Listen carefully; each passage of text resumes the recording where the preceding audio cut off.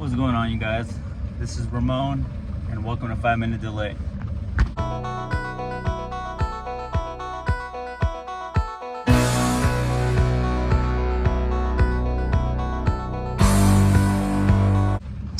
So as you can see, got the new shirts. Rocking the red one today. Finally got the logo finalized and everything, and I got a couple sample shirts. I got a red one, I got a black one, and a gray one. I really like the red one and the black one, but I think that we should outline the logo in white so it can pop out a little more. But other than that, I mean, no complaints. The shirts are extremely nice, comfortable, and I love it.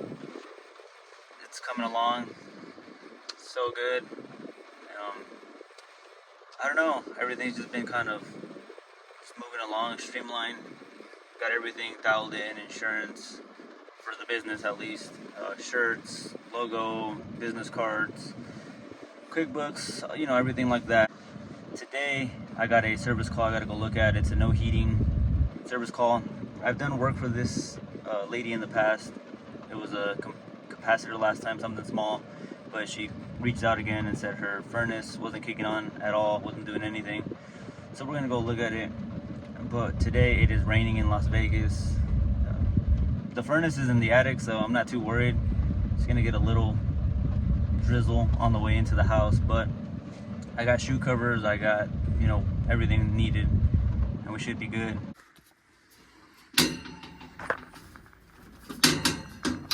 Alrighty, so unfortunately I was not able to talk due to the resident being right below me, right at the attic access. But right here I'm taking apart the unit and just kind of doing a visual inspection, checking everything out, seeing if anything kind of stands out, any burnt wires, any blown up capacitors, things like that.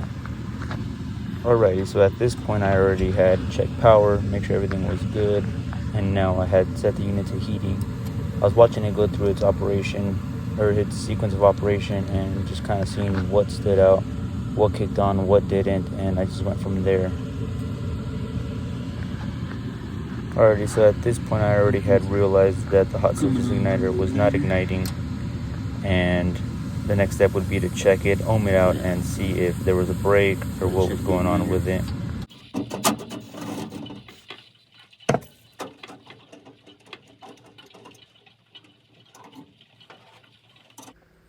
So this is the hot surface igniter as soon as I had pulled it out, and right off the bat I could tell that it was cracked, but I was going to go ahead and ohm it out anyway, just so I can show you guys how to do that.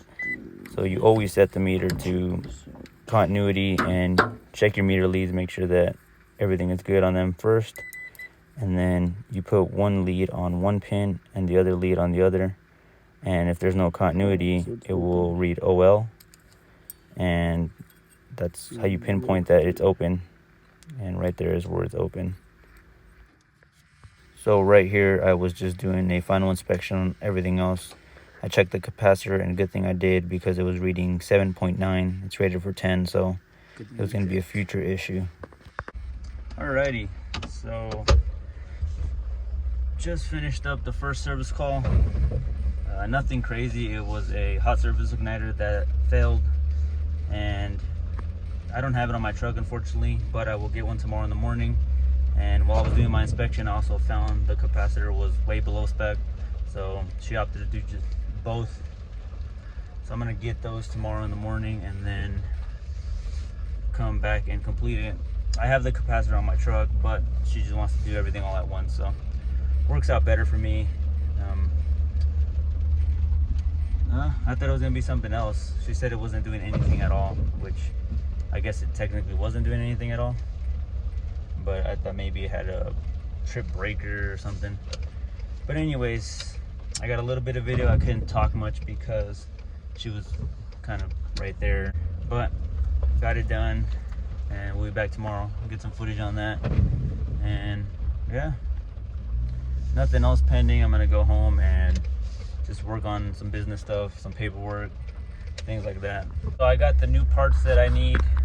I got a new, well, this is the old hot surface igniter, as you can see, cracked. Got a new one, and I got a new capacitor. the capacitor was reading low, so I'm gonna do the capacitor, the hot surface igniter, and then everything should kick on properly. Super excited to get this thing done. Nothing else. I mean, it's been raining.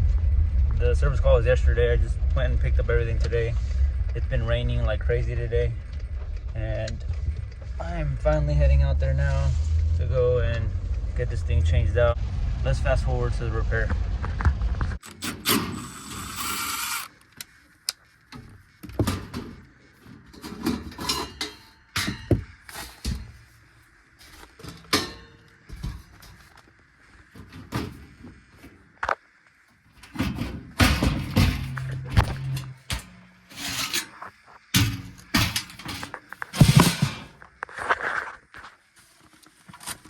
So right here you can see the new hot surface igniter versus the old one.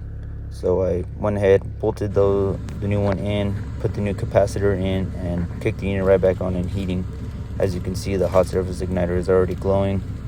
You'll see the flame kick on shortly. If you follow my business Instagram page, you will see I kind of listed the sequence of operations we were heating, and that's basically how I diagnosed it. I mean, there's not much to it. Check the temperature, let it run. Alrighty, repair is done. Customer is happy. Unit satisfied. It went well. She took all my business cards, and she said she still might need more. She's a realtor, so she said she's gonna hand it out to all her clients and people at her work. So I'm happy about that. Word of mouth is great. So hopefully we keep getting more calls and we keep moving along. It's been good so far. I'm happy. The only limit is what you set yourself to. So let's make some moves. Let's make things happen. Let's go!